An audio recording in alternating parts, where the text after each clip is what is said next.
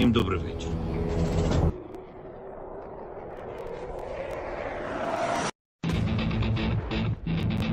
On behalf of the brave,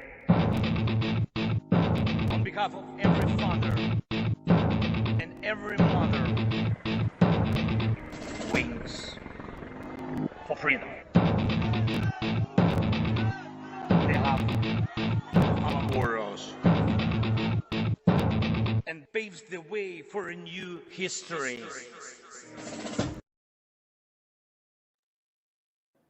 Hello and welcome to Tochnyi Weekly, the show that gets behind the headlines to discuss the Russian invasion of Ukraine. We have an excellent broadcast for you today. We got a lot to discuss. First I'll be presenting the news. That'll be followed by our report from Mr. Germany to Ukraine. Then we'll discuss the developments in the Russian economy with Stanimir, and we'll close out with Q&A. So chat, if you guys have any questions during the broadcast you want answered, you can ask them in chat, and we'll do our best to get to it at the end. So without any further delay, I will now present the news. You should also follow us on Twitter and Blue Sky, and go to the website, tochnyi.info. Sorry, go ahead. These are the main headlines as of November 9th, 2025. First up, we have operations. Reports indicate that the main processing unit of the Volgograd oil refinery, identified as CDU-5, which handles about 9,100 tons or 66,700 barrels of crude oil per day, roughly 20% of the facility's overall capacity, was heavily damaged in a recent strike. A hydrocracking unit with a capacity of 11,000 tons per day was also affected. According to one source who requested anonymity, operations at the plant have been completely suspended, with CDU-5 sustaining a fire and the hydrocracker suffering structural damage. The refinery, which processed approximately 13.7 million tons of oil in 2024, accounting for about 5.1% of Russia's total national refining output, was among the sites hit in the early hours of November 6th. The same operation targeted a facility in the occupied city of Donetsk used for storing, assembling, and launching Shahed-type drones. On Tuesday, Ukraine's armed forces announced that they had carried out a strike on an oil refinery located in Russia's Nizhny Novgorod region, situated east of Moscow. According to an official statement, the operation targeted the Lukoil refinery in the town of Kostovo, which is said to be contributing fuel supplies to Russia's military efforts. The armed forces of Ukraine also added that an assessment of the resulting damage is still underway. The regional governor of Nizhny Novgorod stated that defensive units had intercepted roughly 20 aerial devices near the refinery. Ukraine's command also reported that its drones inflicted significant harm on a petrochemical complex in Bashkortostan, a region in central Russia approximately 1,500 kilometers from the front line. Local officials there confirmed that the drones had struck the Sterlidamak petrochemical plant, although they had noted that production continued despite the impact. During the night of November 6th, Ukraine's Special Operations Forces conducted an aerial operation in the occupied region of Crimea using FP-2 drones to target fuel storage sites and trains carrying petroleum products. One of the main targets was the oil depot near the village of Fardiske, where an RVS-400 storage tank, which was full at the time, was destroyed. In the same area, drones also hit 2 trains loaded with fuel tank cars that were stationed at an unloading platform. Additional strikes were carried out against several storage sites for oil products and lubricants in and around the occupied city of Simferopol, including the nearby village of Bitumne. The attacks resulted in several large fires. The Deputy Prime Minister for Restoration, who also serves as the Minister for Communities and Territories Development, announced that Russia has intensified its assaults on train depots. The minister stated that the strikes affect several regions, including Dnipropetrovsk, Kirovohrad, Mykolaiv, Poltava, Sumy, Kharkiv, Chernihiv, and Zaporizhia. He stated that damage to railway infrastructure has caused serious delays for numerous trains and that emergency repair teams begin work immediately to maintain transport operations. Diesel engines and temporary transfer arrangements are being used to keep trains running where possible.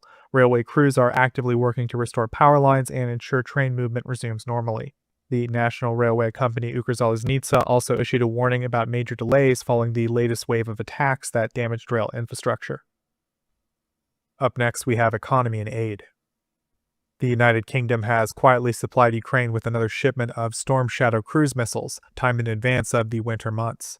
The decision was reportedly driven by concerns in London that Russia could intensify strikes on Ukrainian civilians and infrastructure as temperatures drop. Sources familiar with the matter said that the resupply was completed without public disclosure, and officials did not specify the number of missiles delivered. The move was described as a precautionary one, intended to maintain Ukraine's ability to carry out long-range precision strikes should Russia escalate its attacks on the country's energy network and population centers over the winter. Ukrainian forces recently resumed the use of Storm Shadow missiles in operations reaching inside Russian territory. In October, Ukraine's general staff reported that the missiles were employed in a major strike that broke through Russia's air defenses and hit a chemical plant within Russia. Ukraine first deployed Storm Shadows against targets inside Russia in November of the previous year. An agreement was reached between the European Parliament and the Council of the European Union, which has opened the door for Ukraine to take part in the €7.3 billion European Defense Fund. The European Commission announced the development on its official website, describing it as a major advancement in cooperation between the EU and Ukraine in the field of defense. This program forms part of a wider legislative initiative known as the Mini Omnibus, designed to expand and modernize defense-related investment in the EU budget. The package aims to make EU programs more adaptable and better aligned to reinforce Europe's defense technology and industrial sectors, while also promoting innovation and infrastructure development across areas such as military transport and dual-use technology. According to the Commission, this measure is a central component of the Rearm Europe plan and complements the midterm review of the Cohesion Policy and the Defense Readiness Omnibus. It is described as a significant milestone in deepening cooperation with Ukraine and enhancing integration of its defense industries with those of the EU. The regulation will next undergo formal approval by both the European Parliament and the Council. The European Investment Bank has allocated €100 million to support Ukraine's economic stability and improve its heating infrastructure. Of this total, $70 million is being provided to Ukrgasbank to help maintain operations of Ukrainian businesses, safeguard employment during the war, and encourage investment in energy efficiency.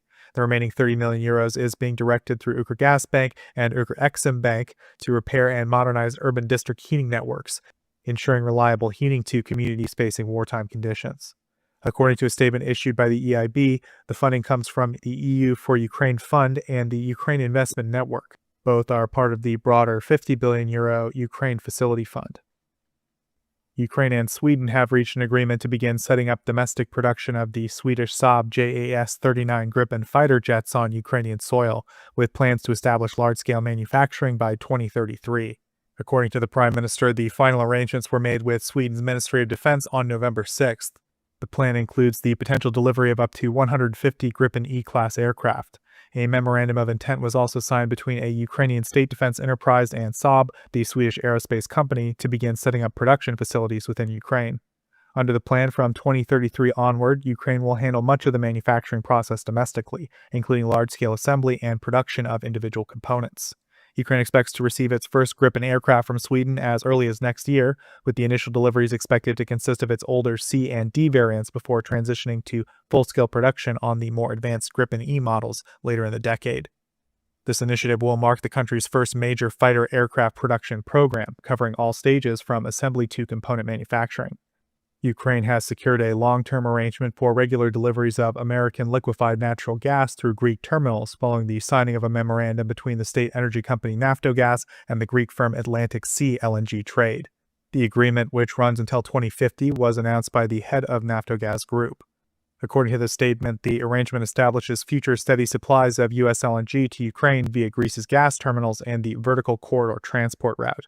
The signing took place at the P-Tech Forum, attended by the Ukrainian Energy Minister, the Greek Minister for Environment and Energy, the U.S. Energy and Interior Secretaries, and the U.S. Ambassador to Greece, as well as the U.S. Charge d'Affaires in Ukraine. Naftogaz emphasized that the deal guarantees dependable LNG deliveries to Ukraine while linking the country's infrastructure to broader European gas logistics networks. It also sets up a long-term system for importing and storing American gas, reinforcing Ukraine's energy security. The United States has granted Hungary a one-year exemption from sanctions on the use of Russian oil and gas, following a meeting between the Hungarian Prime Minister and the U.S. President in Washington on November 7th. According to statements made after the talks, the decision covers the Turk Stream and Druzhba pipelines. During the joint appearance, the U.S. President acknowledged that the issue is under review, citing Hungary's dependence on Russian energy due to its landlocked geography. He noted that the country lacks access to seaports, making alternative supply routes more difficult and costly. Alongside the sanctions exemption, the two governments also concluded an agreement with Westinghouse to provide nuclear fuel for Hungary's PAX-1 power plant. In addition, Hungary plans to purchase U.S. liquefied natural gas as part of its effort to diversify its energy sources. Up next, we have international relations. A Ukrainian court has issued a life sentence to a Russian soldier for executing a surrendered Ukrainian prisoner of war, marking the first ruling of its kind in Ukraine. The decision is part of a pattern documented throughout 2025 by international observers. Russian forces routinely abuse and end the lives of Ukrainian captives, while Ukraine has been recognized for following medical care and full access for UN monitors to Russian detainees. The convicted soldier, 27-year-old Dmitry Kurashov, was found guilty of shooting a 41-year-old Ukrainian veteran, Vitaly Hodnyuk, at close range in January 2024 after he had exhausted his ammunition and surrendered. Kurashov was captured by Ukrainian troops later that day, and according to reports, he had been recruited from a Russian penal colony to serve in a Storm V assault detachment. The verdict was delivered by a court in Zaporizhia and coincides with findings released in 2025 by the OSCE, Amnesty International, and the UN Human Rights Monitoring Mission. These investigations detail systemic violations of international humanitarian law by Russia. They describe an organized framework involving the routine abuse of captives, enforced disappearances aimed at evading accountability, obstruction of international monitoring efforts, and official refusal to recognize captured Ukrainians as lawful prisoners of war. And last item this week, the European Union has announced it will stop issuing multi-entry visas to Russian citizens residing in the bloc, intensifying its pressure on Moscow nearly 4 years into the full-scale war against Ukraine. Under the new policy, Russian nationals will now have to apply for a separate visa with each trip to the EU, replacing the previous system that allowed multiple entries. According to an official statement, the measure is intended to enable closer and more frequent vetting of applicants to reduce potential security risks. The European Commission's vice president said that the decision builds on earlier restrictions and is meant to limit Russian activities such as sabotage, propaganda efforts, and cross-border drone operations. The EU had already suspended its visa facilitation agreement with Russia in 2022 following the full-scale invasion, making the visa acquisition more costly and time-consuming for Russian citizens. Under the new rules, visa applications will undergo stricter verification and heightened scrutiny. Exemptions will apply only in specific humanitarian cases, including for journalists, dissidents, and human rights advocates. Individuals who hold dual citizenship with an EU member state will remain unaffected. Data from the European Commission shows that in 2025, Russian citizens were issued approximately 552,000 Schengen visas, around 100,000 more than in 2024, but far below the 4 million granted in 2019. Italy, France, and Spain issued the majority, while the Baltic states have nearly halted entry for Russian travelers. The Commission also plans to unveil a new strategy in December, detailing how visa policy will be used as a geopolitical tool to counter Russian influence and reinforce the EU's external security framework. And that's it for the main items this week. We will now move to the next segment. Yeah, and that would be me. Hello, guys. I hope everyone can hear me loud and clear. I have some technical difficulties this week. Yeah, thanks for going back one slide. Let's go on forward. We are starting with some very good initial news, which were published on Tuesday. The German Handelsblatt reported, citing government sources, that the German government is negotiating increasing funding for Ukraine assistance for 2026 by another 3 billion euros, bringing it to a total of at least 11.5 or 12 billion euros in total. The Chancellery, Ministry of Finance, and Ministry of Defense are reportedly still discussing the details, so the 3 billion figure is likely not to be final.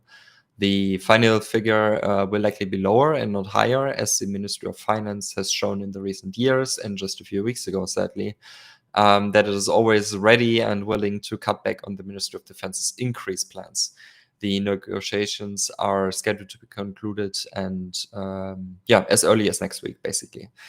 The increase, which now appears to be happening after all, is likely related to a bid report published in mid-September, so a few weeks back, stating that the Ministry of Defense had requested a total of around 10.6 billion in additional Ukraine aid for the years 2026 and 2027, which was initially rejected by the Ministry of Finance. Now it appears that at least a relatively minimal increase of around 3 billion euros will be granted. 3 billion euros is still a lot of money, but compared to the 10.6 which the MOD actually wanted, it's just tiny. Handelsblatt also reports, citing government circuits, that the delivery of the long-wanted Taurus KPD-350 cruise missile is still ruled out, despite the fact that the current Chancellor Friedrich Merz regularly criticized his predecessor Olaf Scholz for his decision not to supply the cruise missile and promised to do better. But yeah, I guess one thing is, let's not go into that. That's and last but not least, on Wednesday, I updated my overview on bilateral assistance provided by Germany for Ukraine and its citizens living abroad in Germany, based on data recently published by the German government. Between the 15th of June 2025 and the 30th of September 2025, Germany spent another 2.13 billion euros on Ukraine aid, without including the now unknown defense expenditure. The largest part of the funds are still being spent on the accommodation and care of the around 1.2 million Ukrainians who have found protection in Germany. And sadly, for the first time, I'm now unable to provide complete data, as the federal government now also classifies a rough sum of military expenditure as confidential, even though this would only allow conclusions to be drawn about whether Germany provided a lot or little support for Ukraine. But yeah, again, that's the total sum of more than 52 billion euros therefore only reflects the sum of the latest data available for all ministries and defense expenditure as of June 2025. And that's it for my segment. So back to you, Joseph. My friend, I'm seeing this for the first time. It's a very slick graphic you got there. Yeah, thanks to our handy friend Chris, who helps me, or who does a lot of infographics for me. And sadly, with the German government now not providing a lot of details, for example, about ammunition supplies, I have only this one graphic which is still being updated. But yeah, looks very good. I'm very, very happy with him, and I guess everyone here at Tochnyi is very glad that Chris is part of our team. Yeah, good job, Chris, as always. Can you make us vertical? Like we're covering it up, you know what I mean? You mean? I guess just make it full screen for a second, then people can pause. The image. Okay, yeah. 1 second. Yeah, 1 second. I just want people to be able to pause the video and they can see the whole chart. Yeah, sure. Bilateral assistance. Here we have it. I'll just share my screen for a second.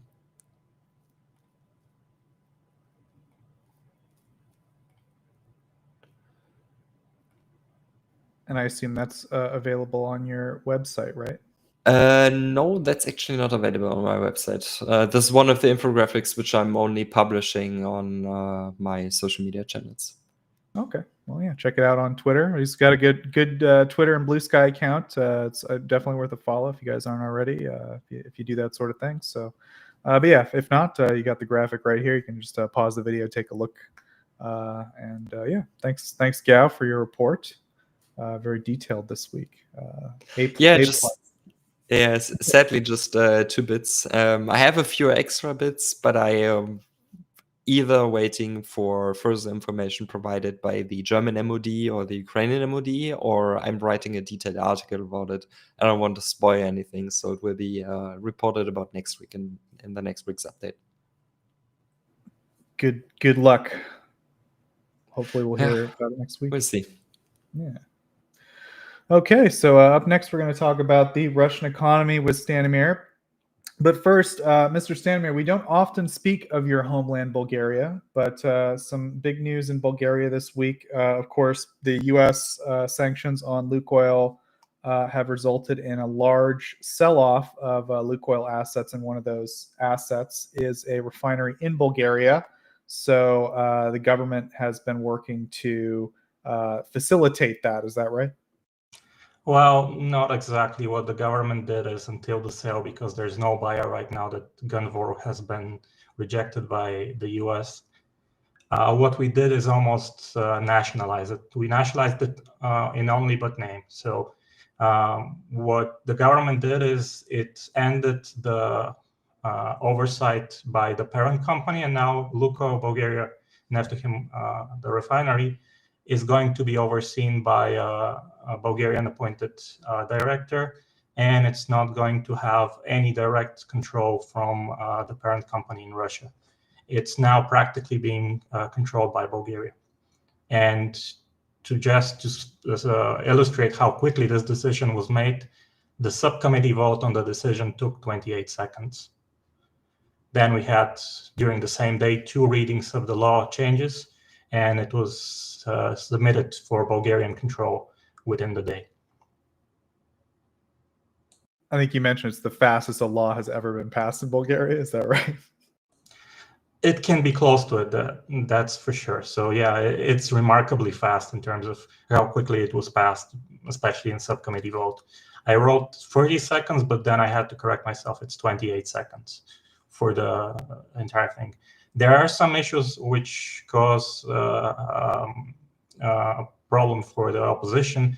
Part of the opposition was Russia-linked, but part of the other opposition was because the person who's going to oversee the refinery has too much authority in terms of matters that should be left to the parliament or the government. But beyond that, I think the vast majority of Bulgarian political parties are on the same page when it comes to nationalizing the assets. Not nationalizing it fully, but acting as if it has been nationalized in the same manner that Germany does with Rosneft assets in Germany. Yeah, Germany had a similar thing with Rosneft where they nationalized the company and then they went to Trump and said, you're not going to sanction this, right? Because we nationalized it, we got all the Russians out. And they said, yeah, we're not going to sanction. The Treasury, after I'm sure a nail-biting amount of time for the Germans, clarified, no, we're not going to sanction that. So the Bulgarians are going to do something similar there. Do you want to say something? Short question, if you may allow. Did we already nationalize Rosneft? I thought we just have control over it. You just have control of it, yeah. It's not nationalization in the purest terms. You just have full control over the company by the state. Yeah, good. Yeah, that was my latest my latest info, and I was like, it's already nationalized. Yeah, missed that. But okay, thank you. Yeah, and also Germans control it, I guess. Sorry, go ahead. Yeah, and also I think the U.S. extension was only for 1 year for now for Germany, but yeah. In practical terms, it's being operated by the German government, and in practical terms, Bulgaria is going to operate the Lukoil refinery. Yeah, so it seems like they're kind of following the model established by Germany, which is nice. Good job paving the way there, guys. Okay, so yeah, that's the news in Bulgaria. And then up next, I just very briefly want to talk about there was a pretty major helicopter crash in Russia. I used to cover helicopter crashes in Russia in my news segment for a while, but over time there were just too many, so I've kind of stopped. But they've still been happening, but this one I think was a little bit notable. I guess for 2 reasons. The first is the footage of the helicopter crash. Stanimir said I watched just a little part of it where the tail comes off the aircraft and kind of rockets forward. It's very harrowing stuff, so I would recommend people, I guess, if you're interested in, I don't know, I would see it. It was an interesting video in terms of the physics of what's going on, I guess. But it might be a little too hot for YouTube, so we're not going to play it here. But yeah, it was. I think the reason that we're going to bring it up here is because there were really significant personnel for a Russian military plant on board. I don't remember all the titles of the people involved, but they were basically the top technical and managerial people at some major Russian plant. Is that right, Stanley? Yes, I have to check the plant name again because it escapes me. Give me a second. The Kislyar electromechanical plant. Yeah. The deputy director, chief engineer, and chief designer died in the crash, and it was a Ka-226 helicopter. The difference is that it doesn't have the usual configuration of rotor and the tail. And they snapped their tail when they were landing, not noticing that they were landing on a cliff edge, and the cliff was much higher at the side of the cliff than the ground that they were planning to land. So I think they got spooked by tipping the helicopter and tipping off the tail, and didn't notice how much damage the helicopter had sustained in terms of ability to stay mobile. And then they continued flying, and then they ran into the inability to control the helicopter properly and crashed. So if they noticed how much damage they had in terms of losing the tail, they could have probably just landed as soon as they snapped it off. Yeah, so I think like sometimes when we talk about helicopter crashes in Russia, it comes down to like they have a real shortage of spare parts. Presumably all of the competent pilots are, doing stuff for the military at the moment because most of the civilian helicopters are interchangeable. But in this case, I think it seems like this is pretty much just an accident. It was like a really bad accident. And the result, though, is that the passengers on board happen to be pretty important. And this plant's probably going to have a pretty rough couple of weeks, would be my guess. Anything else about this, Stanimir? I would mention that, usually when we have crashes in Russia, a lot of them are linked to civilian airlines that operate helicopters as a regional airline in terms of getting people from point A to point B. And then usually after that, you have an investigation and we find out some scary shit in terms of how mismanaged the servicing of aircraft has been in that small regional airline that does those niche routes. Yeah, so there's definitely systemic problems in like Russian airlines and helicopter, the civilian helicopter sector. I don't know what you'd call it, but in this case, it seems like just a pretty bad accident. Like you said, they kind of misjudged the elevation, and that can happen. It was a pretty crazy accident. You can check out the video yourself. We're not going to play it because it's a little too spicy. Cool. So, Mr. Stanimir, you now are going to proceed, I believe, first with your report on gasoline shortages in Russia, maybe a little bit on the heating stuff, and then your general report about the Russian economy, yeah? Yes, I'll start with the gasoline issues this week. So in terms of the map, if someone follows the map I present every week, this week we only managed to get one region that we spoke about last week, Vologda. Now, we do know that Russian gas stations continue to have issues with gasoline, even as usage decreases during the winter. So, for example, we have Novosibirsk, where there is a blizzard. Thus, the travel by car has been reduced significantly because the roads aren't as easy to drive on.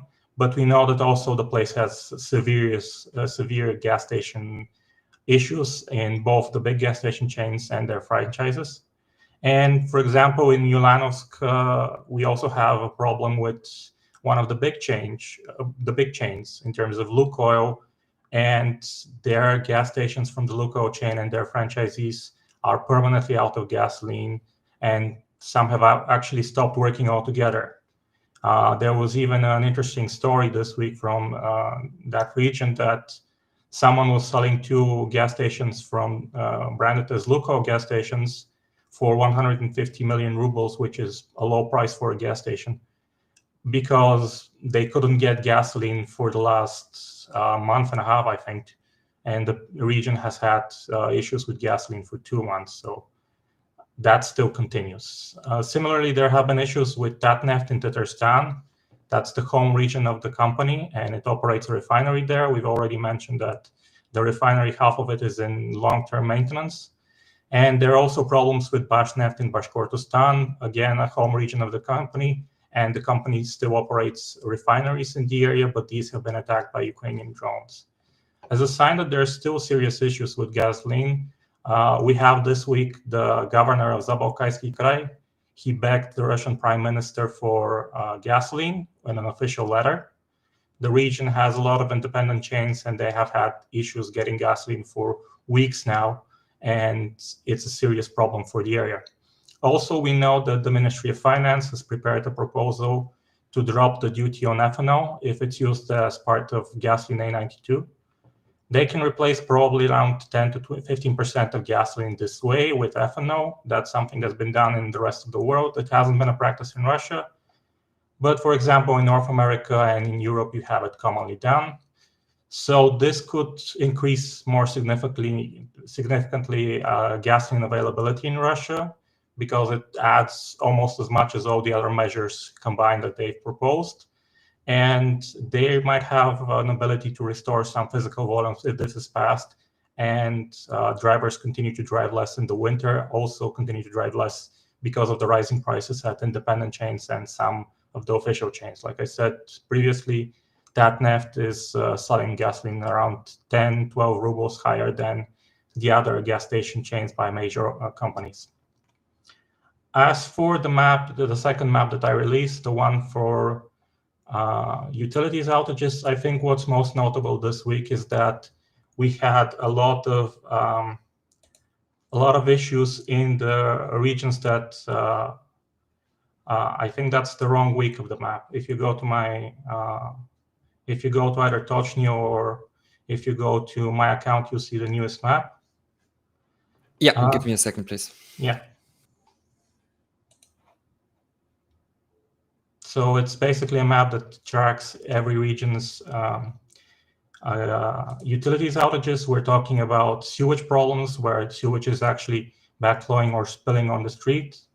We're talking heating issues and natural gas supply issues, because a lot of places aren't electric heated. They're supplied with natural gas, which is used for cooking and heating. And we're talking also problems with cold water supply and problems with electricity. I think your brightness is a bit too high. But yeah, if you look at this map, you can see that some of the regions that border directly Ukraine, they've had primarily issues this week because of Ukrainian drone strikes, and not so much other problems like the poor maintenance of the utilities networks in those regions. So this is now becoming a developing story, because this is something we haven't seen the last 2 years that I tracked utilities outages. And of course, they continue to grow compared to previous weeks, compared to previous years. I mean, with the caveat that sometimes when it's a week off, you have a lot less work and a lot less reporting by Russian sources on what's happening with the utilities networks, because that's not always the main central story that they cover. If you have like we had this week, a 3-day work week. So moving along from that, we can talk about the main stories for this week, but I'll start with something that happened last week when the governor of the Russian Central Bank was at the Russian Duma for questions from the Duma deputies. Even though they said that they're not going to expect Russia to be in a recession, something that happened almost immediately after that was that the Russian Central Bank released its projections for GDP growth in the third quarter, and it came in at 0.4%, which is significantly lower than the Russian Ministry of Economic Development's 0.6%. And it expects that in the fourth quarter, GDP for Russia is going to actually decrease, not grow even slightly. So we're going to see if that continues into the second quarter into the first quarter of 2026, we might actually have an official recession.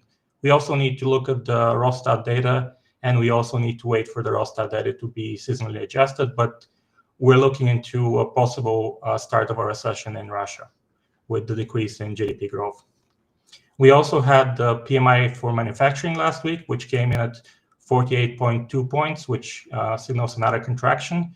Values under 50 show a sign of contraction, and values over 50 show expansion of business activity. In September, it was 48.7 points, the index. And this was due to a drop in demand and unexpected drop in output. And despite dropping the purchase of input materials due to supply chain issues, prices for those still went up, so hitting on both sides companies. The bright spot was that they were optimistic for the next 12 months. In contrast, for the services PMI, there's the lowest optimism for future purchases since December 2022 in October, but the services PMI grew to 51.7 points, up from 47 points in September, and the growth was that despite a drop in orders, which should hit the next month, there was a big backlog of orders already accumulated, which forced companies to increase hirings and boost output to fulfill those orders. And again, the input costs also grew for companies. So the only difference was the backlog and the optimism for the services. Again, the optimism was negative, while the backlog was significantly higher than for the manufacturing PMI. So we should expect in November, again, contraction in both of those. Also, additionally, this week we had a survey of the Russian Union of Industrialists and Entrepreneurs for Q3 of 2025. So something that was significant was that 49% of companies said that the most limiting factor for their business was the non-payment of goods by their business partners. And this is up from a bit over 25% for the previous quarter of Q2 2025. Also, their composite index on business activity in October dropped by another 2.3 points. It also works the same way as the PMI. Values over 50 are showing expansion, while values over under 50 are showing a contraction. So for September, it was 46.6, and for October, it dropped to 44.3 points, showing a continued contraction. We have expectation for the Russian oil sector to actually produce almost as much oil as in 2024, or 516 million tons, and it's probably going to export 230.1 million tons, whereas in 2024 it exported 239.8 million tons. They might increase it actually because they're refining less, but for now the expectation is that they're going to actually export less oil because of the sanctions and the issues with actual terminals and logistics. We also had loading for the Russian Far East Railway. For the first 10 months of the year, it decreased by 5.2% to 60 million tons, and the main decreases were oil and petroleum products, timber and coal. So again, a continued contraction for the loading for Russian railways, and in particular for the Russian Far East Railways. We also had a news coming in from Ouraal, which is rare, and the company is planning on cutting off 10% of staff in 2026. This will mostly come from the civilian part of the business, but it still shows that there is less demand for railway products, and that Russian also demand for trams is also decreasing. This means that the company will actually shed something like 20% of its workforce that works on the civilian side, because I think they're evenly split between the two sides, which is a significant drop in the amount of orders it's going to be able to cover. The plant, I think, for now has something like a bit over 21,000, 22,000 workers. They haven't expanded that much. They've only adopted free work shifts for the military part. So they're going to basically cut 2,000 people from the plant. And additionally, we have two more interesting stories. The first one is that because Russia imposed a duty on beer imported from unfriendly countries, something that we've already seen with flowers, even though now they're banned for export by the EU. So Russian beer importers have started to ship those through Belarus and Kazakhstan and saying those are Belarusian or Kazakhstan beers, and thus paying just a duty of 0.18 to 0.04 euros per liter versus the 1.5 euro per liter of beer from unfriendly countries. The final one is for the Russian timber industry, and it's been having significant difficulties because the Russian government introduced a restriction on the visa-free stay for foreigners from countries where they have visa-free regimes. The drop was from 180 days to 90 days per year, but because of the distances in Russia, this means that drivers who come from other countries have only the ability to make 3 trips per year to export timber versus the previous 6. So exports of timber through trucks are going to decrease significantly over the year. Now, when it comes to banking, this week we had information that the credit card debt improved a bit in terms of quality, because in the third quarter of 2025, the 90 days delinquent debt from credit cards actually dropped to levels of 2024 to 1.6% versus the 2.76% in the first quarter of 2025. This is an improvement for the Russian banks, but overall, I don't think that this is going to sustain the trend, because we're probably going to see the same thing happen in the first quarter of 2026. And in terms of the number of mortgages they took out for October, they rose by 21% over September, reaching 484 billion rubles. And this is not because mortgages got significantly cheaper. They got only slightly cheaper, but there is a fear that they're going to be tightening the regulations for mortgages further by the Russian Central Bank and the Russian Duma passing new legislation. When it comes to commodities, we had a lot of grain news this week. So the Russian export quota for 2026 has been set. It's going to be 9 million tons higher than the Russian grain export quota for 2025, which is in line with what was expected in terms of grain collection for 2025 in the preliminary results. However, it's still going to be lower than it was in 2024, when it was 29 million tons. Now it's only going to be 20 million tons. There isn't only good news, because in October, Russian grain exports decreased by 20% to 6.5 million tons versus 8 million tons in 2024. And wheat exports dropped by 14.2% to 6.024 million tons.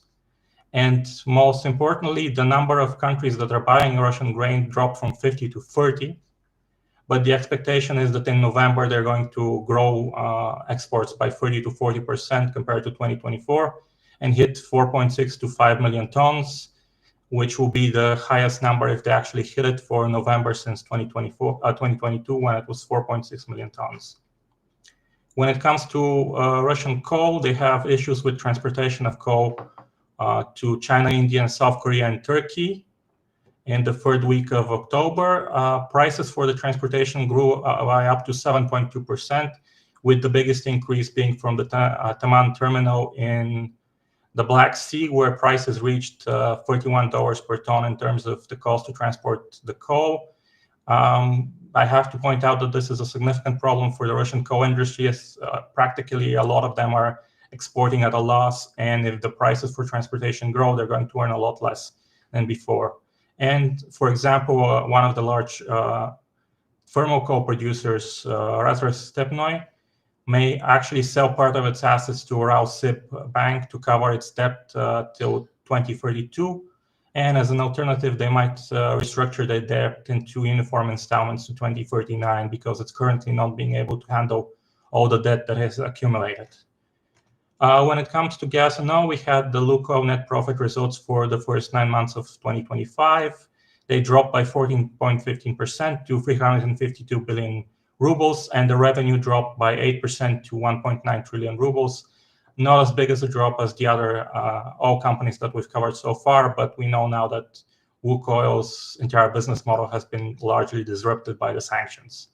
And we know that Chinese refineries have begun to switch away from Russian oil due to the US sanctions imposed in October, which has caused a significant decrease in the value of ISPO Russian oil from the Far Eastern ports. And also there is a big discount growing again for the Russian Ural oil, which rose from $10 to $11.5 in October. And in November, we should see a further increase, because things are only going to get worse for Russian oil over the following months, because they want to sell it, and to sell sanctioned oil, they usually have to offer significant discounts and take on a lot more risks with their shadow fleet. Additionally, one of Turkey's largest refineries, SOCAR, is going to purchase oil from other places, with its 4 purchases of shipments for December, shying away from Russian oil for the first time in an attempt to actually avoid sanctions for the refinery. When it comes to the construction market, for the first 9 months of 2025, in the Russian cities over 1 million plus the 2 regions surrounding Moscow and St. Petersburg, there was a drop in the value of housing that was being sold by 6.7%. And in terms of physical sales, the drop was 18% in terms of number of apartments that are being sold, which with one city, Krasnoyarsk, seeing a drop of 42.6%. So the Russian housing market hasn't recovered and doesn't seem to be on a trajectory for recovery, at least currently. It continues to drop. When it comes to interesting data points for this week, we had the new car sales in Russia for the first 10 months of the year come in. They're 20% lower than in 2024, reaching 1.055 million units. For LCVs, the sales were down 23%, and for the big ticket items like trucks and buses, the sales were down 56 and 42%, which is a big drain on KAMAZ, as we mentioned several times, and it's continuing to increase its losses for the year. I think they grow 7 times to around 27 billion rubles for the first 9 months of the year. When it comes to diamonds, for August, Russia managed to export a record amount of diamonds to India at $41.3 million. This is the highest they've exported since April of 2025. And for August, the export was much higher than the 2024 figure of $13.4 million. But for the entire period of January to August, they managed to export only $342 million of diamonds, which is 40% less than for the same period in 2024. So while overall they had a few good months, the situation, however, is much difficult for Russian diamond exporters, which have been sanctioned. We also had a decrease in the wholesale price of pork for the last week, with a drop of 1 to 3% for retail prices, depending on the cut of pork. However, July was a month where Russian pork prices rose by 12 to 40%. And even with the current decrease, prices are 15 to 20% higher than in 2024, which is something the inflation doesn't account for, is just how much food prices have gone up in Russia, as we saw last week with the data we presented. We also have data that Russians, for the first 9 months of 2025, managed to decrease their spending on clothing by 9%, and on shoes, not spending, but they managed to keep their spending increases within the bounds of inflation. So spending on clothing increased by 9%, and spending on shoes increased by just 6%. Previously, they were spending a lot more than what the inflation figure was showing in terms of increases, but right now they've dropped their spending to what is within the margins of inflation. And if you cover that, official inflation actually lags what the real inflation is, even though they've managed to stamp out the places that provide this data. You would see that they're actually in real terms decreasing their purchases of clothing and shoes. And the last item for the interesting data points for this week is the drop by 4% of the money that Russians spent on large household appliances to 164 billion for the third quarter of 2025. And in physical terms, there was a drop of 1% to 8.4 million units. This is a continued decline since 2022 because of the high interest rate, as previously 1/3 of their sales of large appliances were done using a loan for that sale. In terms of inflation and debt, this week we only have inflation. It's at 0.11%. This can be partially explained by the short work week of just 3 days. And for October, inflation came in at 0.85%, so shy of 1% because it stopped growing as much as it used to. And for November 2025 so far, the official inflation is 0.06%. And for the year so far, 5.20%. I have to again mention that fuel prices are largely ignored or just reporting on the official stats, which are detached from reality, actually. And that's it for me for this week. Thank you for your detailed report, as always, on the Russian economy, Stanimir. I did want to discuss one more thing with you this week, which is a new law that was passed, which is part of an ongoing pattern of continued Russian increased security around Russian SIM cards. So they passed a law this week that basically says if people enter the country, their SIM cards disabled for 72 hours. They're tying much closer people's ability to get SIM cards with having proper documentation submitted. So Stanimir, do you want to talk a little bit about the kind of the new rules around SIM cards? Yeah, so the rules around SIM cards are so that you can't use a burner SIM card for a drone strike or for a scam. Right now in Russia, SIM cards are offered only with biometric data. So you have to provide the biometric data. And this is also for the same as the law also for foreigners, because they wanted to cut down on the ability of people to just buy SIM cards and go into Russia and then leave and resell or reuse that SIM card. Right now, it's linked to the person who bought it. So this makes it difficult, for example, for Russian telecoms to sell SIM cards to tourists. Right now, tourists are preferring Wi-Fi other than because they don't want to go into a telecom and go through all the procedures to get a SIM card. And because they want to even clamp further on that with people who are coming back into the country regularly, so that they cannot be used to do scams or resell the SIM card, they're now adding an additional restriction for the activation of the SIM card as it comes back into the country. So for Russians, SIM cards have become a very, how should I put it, valued commodity because of the restrictions imposed and because of the amount of hoops you have to jump through just to get them and to get them to work. Yeah, and I think there was a story this week in Russian media that there was a guy who searched for whatever reason Azov Battalion on his phone, and like before he was on the bus doing so, and like before he had gotten off the bus, the authorities were like waiting for him. So I don't know. It seems like just an indication that Russia is really changing their system for regulating the internet. Up until fairly recently, it was people were relatively had a lot more autonomy on the internet, I guess you could say. Stanimir, do you agree?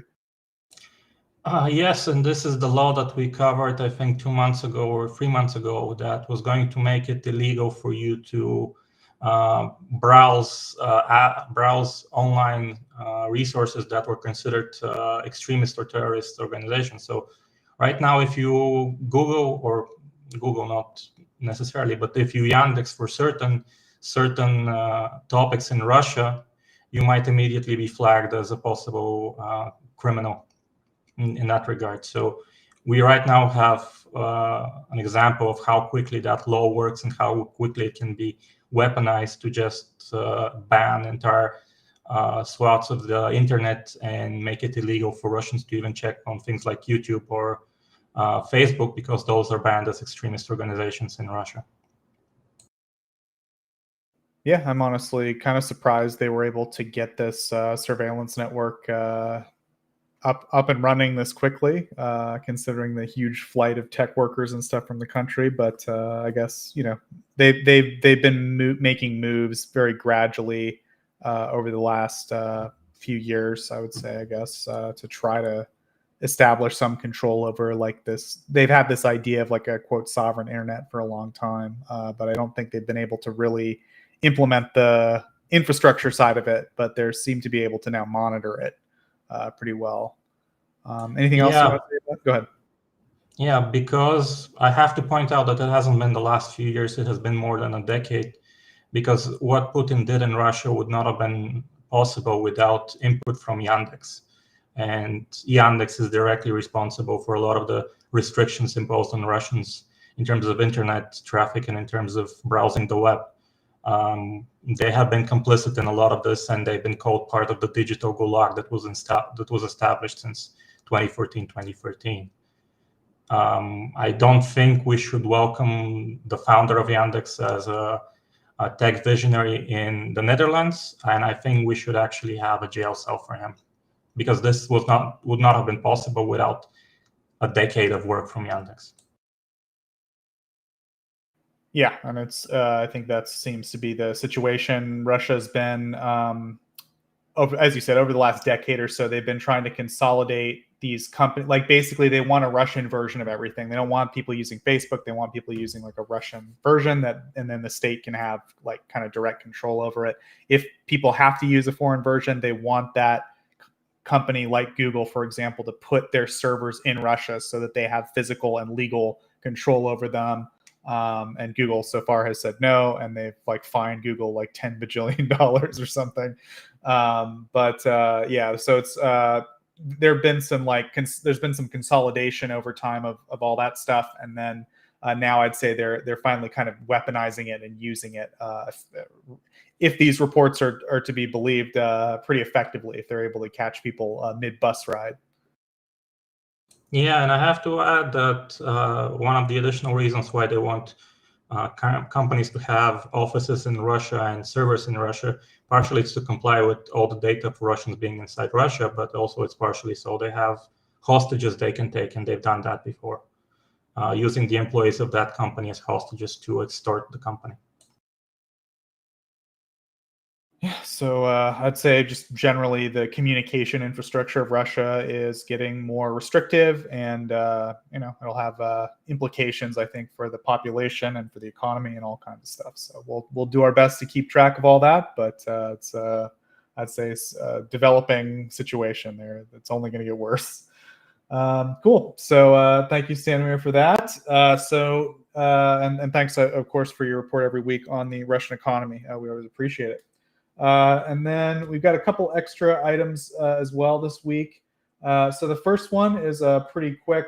I just wanted to show Ukraine mentioned this week that they have produced their own version of the Mavic 3 drone, and it's built as an indigenous product. Like it's totally the whole line is done through Ukrainian. It's produced domestically. So they've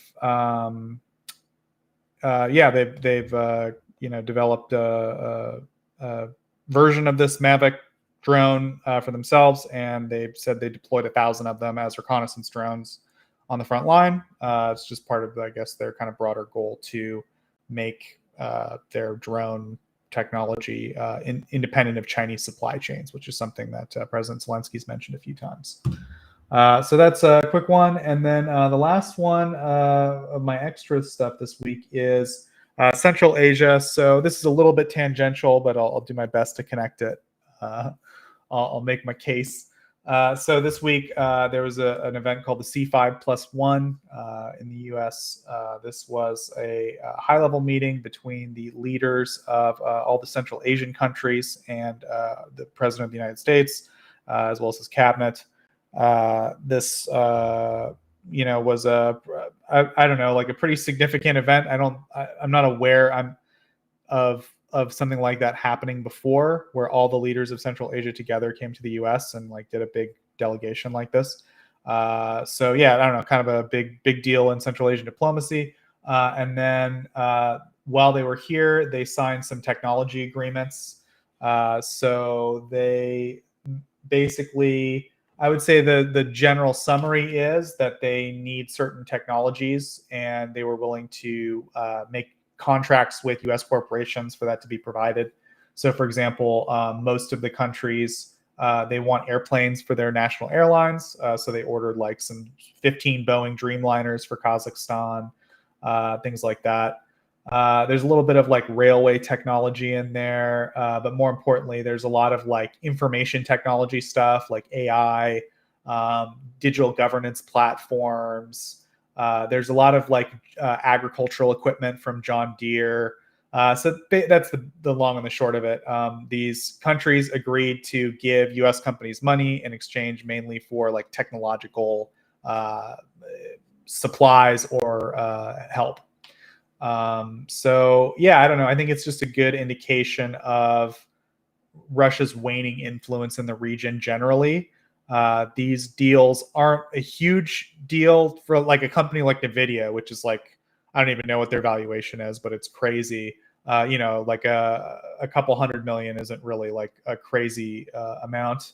Well, I guess 2 billion in Kazakhstan, but still, even then, like kind of a drop in the bucket for NVIDIA over like a period of time like that. But it does signal that Russian influence in the there's not a whole lot Russia can offer. If they can't offer them gasoline, they can't really offer them technology. China's now the number one market, like the number one importer. The country that, oh man, Stanimir, I'm having a hard time phrasing that.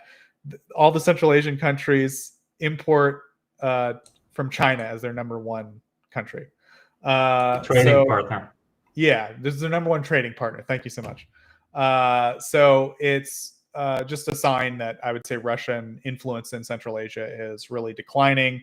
Not only that, but for them to go to the U.S. and like they really sucked up to Trump.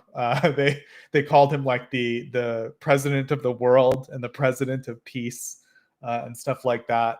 So I don't know. It's got to be smart. It's got to be bothering Putin a little bit. I feel like, but could be wrong about that. But yeah, so just I think all of that seems like this symbolic level of deference to the United States and this active purchase of American technology would indicate that Russian influence in the region, which once was hegemonic, like they once had complete control over that region, is starting to decline. And it's a real sign, I think, as Stanimir, we were talking about this earlier, as he said, like they're really trading. The war in Ukraine is really costing them influence in this region and other regions.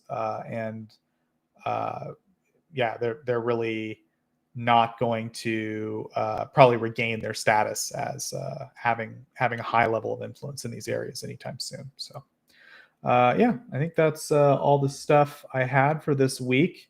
So now we can move to Q&A. Can I just interrupt for a second? Yeah, of course, something Ben, I forgot to mention. Yeah, it's not as major of a news as others, but if you remember that we talked about the group Stop Time and the singer Norko being detained by Russian authorities in St. Petersburg. Now in St. Petersburg, there's an outdoor concert people might remember where young people were kind of singing along. They did some anti-war songs. Go ahead, Sammy. Anti-war songs, anti-Putin songs. They even had a specifically anti-this war message added at the end of one song that wasn't in the original. But because of that, St. Petersburg also arrested another group. I think we mentioned it last week. But right now they've actually started clamping down on street musicians as a whole. So this week in St. Petersburg, 20 street musicians or street musician groups had fines for actually playing outside. So now it's going to be illegal to play outside because they're linking that to young people actually protesting the war as a form of their personal expression. And are we going back to like Vladimir Vysotsky style secret underground concerts? Well, I have to say that for some major bands in Russia, like for example, Kiss Kiss, they have been banned from major concerts. So they have to do small concerts or concerts outside of Russia. DDT hasn't been allowed to do concerts in Russia, so it tours outside of Russia. Pornofilmy is actually declared as a terrorist organization because it's for violent opposition to the Putin regime. Just a lot of Russian major bands are not even doing concerts in Russia. It's stopped being a thing. So yeah, we're going to the underground things with local bands doing covers of songs and making sure no one leaks a video of it, because then you have the authorities arresting people. Yeah, so I guess just another sign of this clamp down on public life, internet, phone, outdoor, like on the public square, I guess you'd say. You can't really talk about stuff that the Russian government doesn't want you to talk about anymore.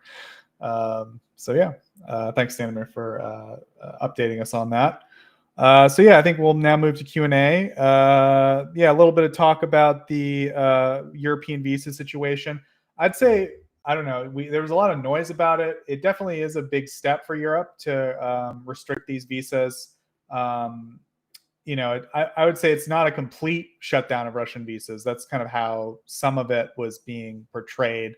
It's just that now, like in the past, if they filed for one visa, Maurice might be able to correct me or Stanimir, like they could get multiple visas like once they'd gone through that process, but now they can only get one. And then in addition to that, the Europeans generally agreed to like follow stricter procedures when it came to granting those visas. And it seems there has I been have like to correct you.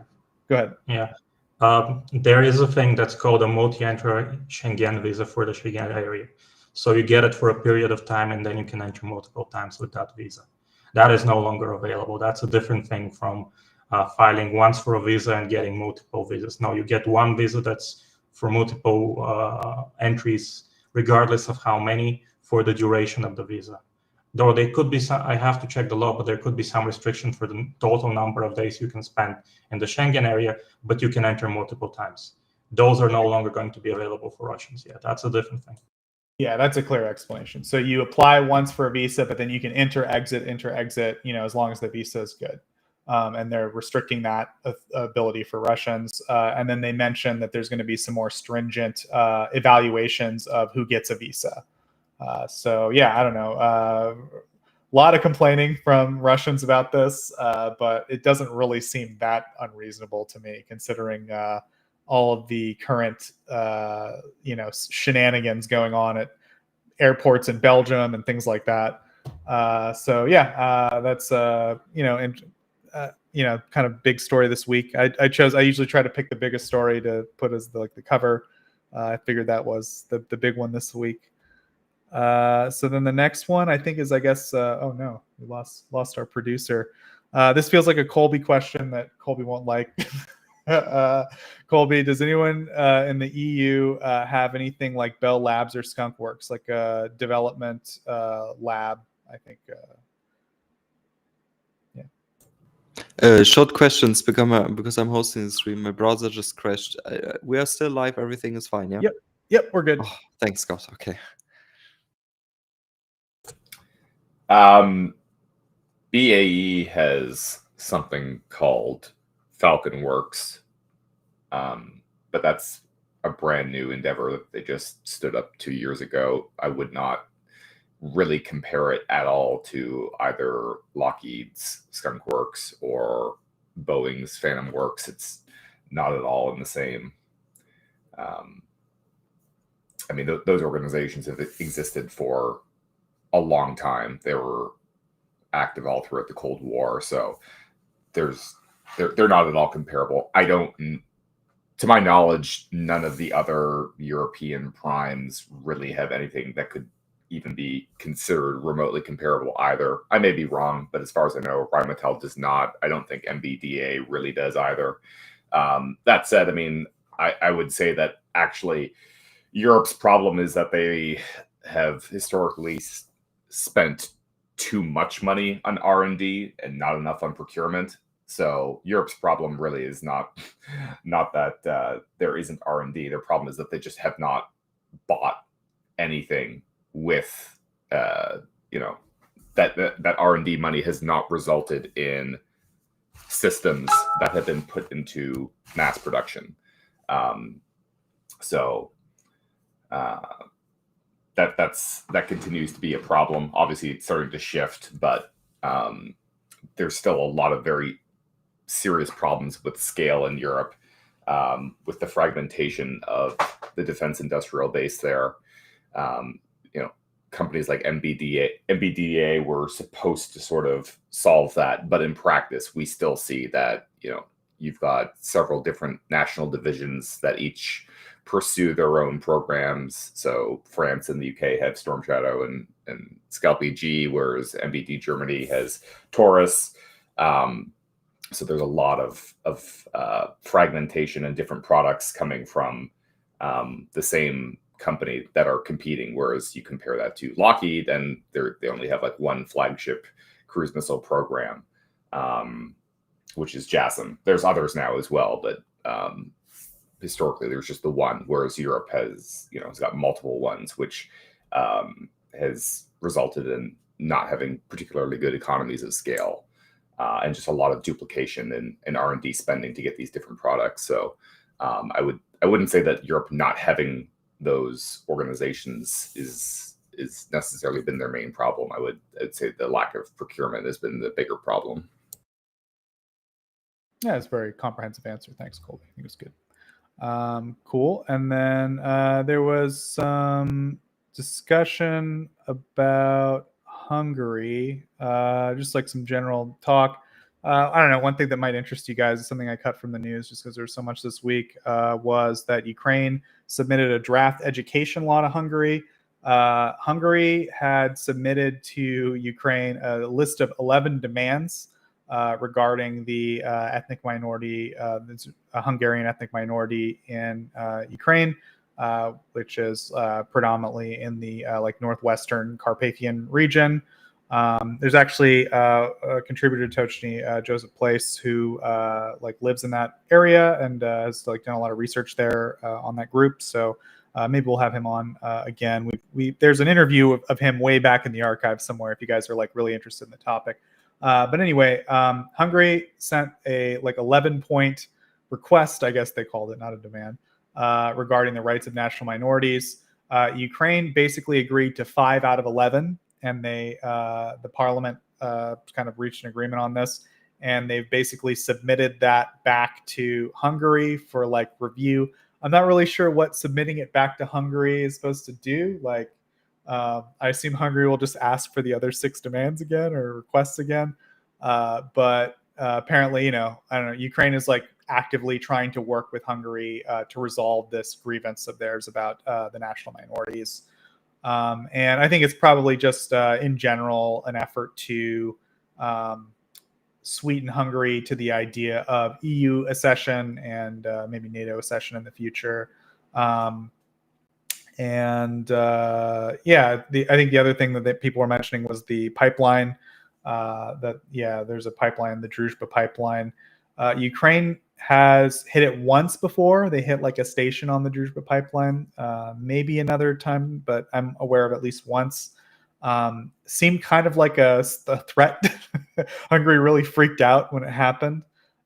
So I guess the one silver lining in terms of Hungary still being reliant on Russian energy is it's something that can still be taken away from them. In other words, if you take that away from them, then you've kind of used that card, as our great president might say. You have no cards to play then. So yeah, that's Ukraine can maybe threaten it and get some stuff from Hungary when they need it. But I don't know. Anything you guys want to say about Hungary? They're talking a little bit about the election coming up. It's looking pretty good for the opposition in terms of polling. So we'll see if any shenanigans take place. But anyone want to say anything about Hungary? Yeah. Okay. Some people watched the helicopter crash, thought it was crazy. Yep, agree. Check out the helicopter crash, everybody. Someone is asking Stanimir, who, by the way, probably has to get out of here pretty quick. But Stanimir, if you have time, is it true that Russian critical infrastructure is having money problems, or is it just the press reports are getting more common from another cause? No, it has money problems. If there's less spending on infrastructure in Russia in general. And also when it comes to repairs of such installations like power lines, you have to understand the utilities workers are getting a lot less money than other people in the sector. So I think I have to check my notes, but I think for power utilities, they got over 60,000 rubles. But in terms of water utilities and heating utilities, you can see salaries as low as 20,000 rubles. So 20,000 rubles was a year or two ago, but right now 40,000 rubles is an actual salary you can see for workers in the utility sector. So yeah, they're underpaid, and they lost a lot of workers to the mobilization and to the higher payments for soldiers. And the other thing that's happening is if you look at the construction market in terms of infrastructure construction, there the sales of vehicles have been contracting by 40% year over year. So that means the companies don't get enough work from the Russian budget because there's not enough money for this. They promised for utilities and so we're talking basically power, water, heating, and sewage. They promised for the next 5 years 4.5 trillion rubles, which has been a repeated promise of Putin for the last, I think, 10 years. So you have to understand that 4.5 trillion rubles gets you a lot less. But right now there is also the adjustment that, out of these 4.5 trillion rubles we're going to spend on utilities, half is going to come from private investment, which doesn't exist currently. If it existed, they wouldn't have such issues with utility networks. So we're going to water it down to half of that sum over 5 years, which is nothing because in one of the reports from last year, in terms of how damaged the infrastructure is for utilities, one of the regional deputies mentioned that the actual figure they need to actually put things in order and repair so that it's a reliable network again is 50 trillion rubles. That's just for 1 year. So no, Russian infrastructure is severely underfunded. And then this maybe relates a little bit. Someone was asking, like, what would it take for Russia to be like in an actual depression? So I think I'll do my best, Stanimir, and then you can correct anything I say. But generally speaking, economists would say if the economy retracts by 10%, right, that's like depression levels. Recession. I think that's a recession. If the economy contracts for 2 following quarters, I think it's called a recession. Right. If we're going to talk about depression, if you take away the salary increases, which for this year have still been 12%, which if you look at the nominal inflation reported by Rostat, it's higher than that. If you look at real food inflation, it's probably 2 or 3% lower than that. But so far, there is a growth in salaries, though not for everyone. If that stops, or if salaries stop growing, they're going to be in an actual depression, probably. Yeah, and I think that's like the answer for a normal economy. And I think Russia's kind of, I don't know, they're like a little bit of an irrational economy in the sense that, like, again, I'll just do my best to lay it out, and Stanimir, you can correct me any if I get anything wrong. But basically, they saved a bunch of money for their sovereign wealth fund for like many years. Then they blew through most of that. Now they've at least half of it, basically on the war and stuff, and heating up the economy because they're like, we got to produce more. And they were listing all of that stuff as just economic output. So it looked like their economy was doing pretty good. On paper, it's going up like 4%. But as Stanimir often points out, like, just throwing a bunch of stuff into the war that's just a bottomless pit. It's not adding any productivity to your economy. So eventually they're going to run out of money to invest, to spend, which they basically have. They have a sovereign wealth fund still, but it's not as liquid as it once was. They've gotten rid of most of like the capital, the money reserves. The liquid part is going to be sufficient to cover only this year's remaining deficit. Right. And so now they're in a situation where they've heated up the economy, they've produced all this stuff, they've thrown it into a black hole, and they've run out of like money to burn. So they basically have been running and getting faster and faster like a cartoon character, and they've run off the cliff. And at some point, they're going to have to look down and realize that there's no ground anymore, and then they're going to actually fall. Which, I don't know, is that like a fair summary, would you say, like, of the current economic, I don't mean the cartoon character, but the other stuff? Well, you have to add that, for example, they've pulled 1.5 million workers from the economy to go into the war. And those have returned, either are staying in the front or have returned as casualties, which have just costs for the economy and reduced ability to work. And also Russia is an economy where for every year, even despite the reforms in pension age, so they've lifted the pension age, so retirement comes later and later, they're still bleeding 500,000 people just to do demographics from the workforce. So it's not going to, we haven't had the example of a modern economy with deep demographic issues going into a war like this. We don't know how bad it's going to come out the other side. It might be unsalvageable. Yeah. So, I think it's depression. I think there will probably be a depression, but the situation they've gotten themselves in is so much stranger than what a normal economy, which it goes through boom and bust cycles and recessions and depressions and bear markets and all that. Like we're kind of so far out of the realm of that with this economy that it's almost worth just, you have to almost explain like how it's working right now. So yeah, thanks Stanimir for explaining all that. Any other questions you see, Mr. Gao? I can check really quick. Haven't done a scoop.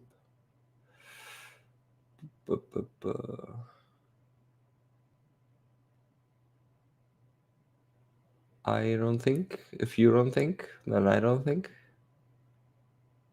Someone's asking about like freezing pipes in Russia. Is that is that a thing, Stanimir? Is it sometimes the pipes burst from freezing, or is that not a common problem they have in the water system?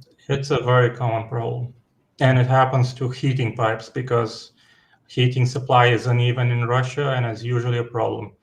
They this year introduced a special fine for not providing the correct temperature, but usually when the heating supply stops for a long period of time, you had bursting pipes. That happens every season everywhere in Russia, because like I said, these are understaffed and under-invested industries, and they just keep breaking. In some regions, the percentage of worn out networks is over 80%.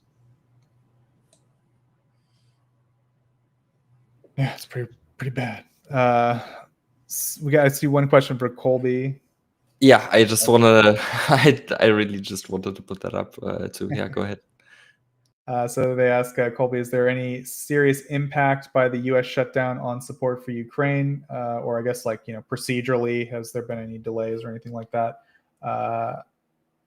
Does it? Yeah, basically because the U.S. has stopped actively, putting new money into support programs.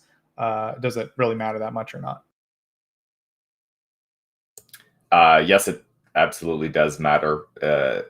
Perhaps even more now because security assistance to Ukraine is now flowing through the Pearl mechanism rather than drawdowns, because drawdown execution can still happen during a shutdown because the military personnel actually executing the delivery of those articles would be essential and would continue to work through a shutdown. But all the civil servants who are processing arms sales, or some of those civil servants, do not work through a shutdown.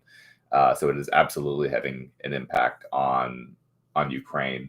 The broader problem is just the impacts that it causes for the defense enterprise more broadly, and the defense industrial base, and contracting and receiving defense articles off of the production line. All of that is severely impacted by a government shutdown. So it is extremely bad. You can go to my profile on Twitter, search shutdown, and you can see commentary that I've made historically about shutdowns.